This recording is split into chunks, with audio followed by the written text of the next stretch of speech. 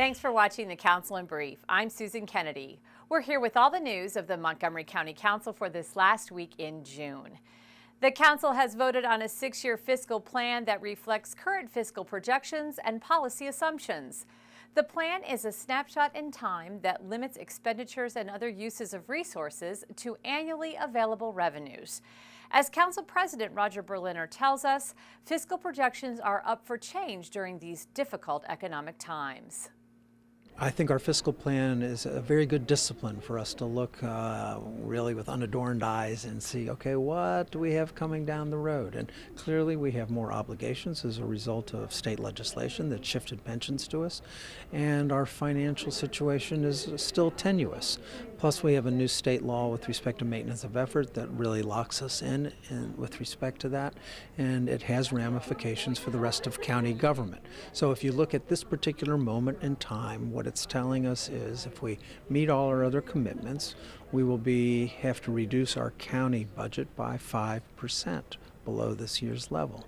So that's a sobering thought because we have so many needs, and to have reductions in county services it's going to be a hard thing to swallow. Now, as to whether or not the economy picks up, as to whether tax revenues increase, whether property tax values go up again, we'll just wait and see. But in this moment in time, it is a sobering report.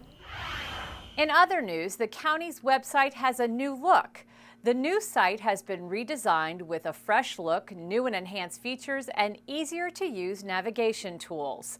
The new site was upgraded in response to users' requests for certain improvements. One of the things that we instituted here that'll be on every county page is a mega menu. And the mega menu provides, by various categories, residents and business and departments and online services, and MC301, access to more popular links that are more frequently used by our visitors. In committee news, discussion on a measure that would allow wineries in Montgomery County to expand their number of public events. Currently, 2 public events are allowed before a special exception is required. Councilmember Craig Rice is sponsoring the legislation. He says the current law is too restrictive.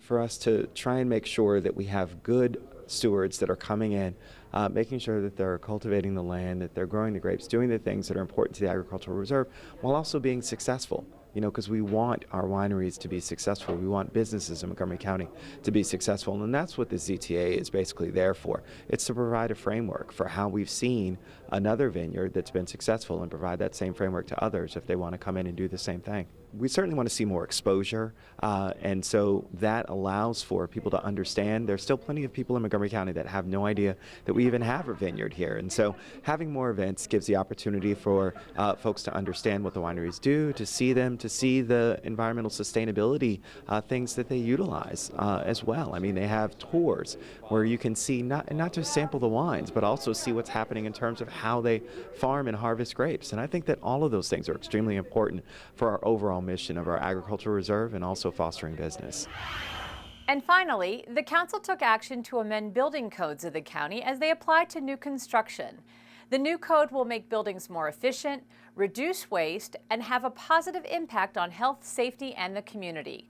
Council President Roger Berliner explains. We had a building code that was updated, and our county participated in that process and fought very hard to have an increase of 30% efficiency, which means for new homes, obviously, your utility bill will be 30% less approximately. So what we are doing is a good thing today by adopting the state rules with respect to this, which we have very little discretion with respect to. So I was pleased that the state went forward and adopted these, and now our county is doing the same, and it means better things for our community. Well, that wraps up this edition of the Council in Brief.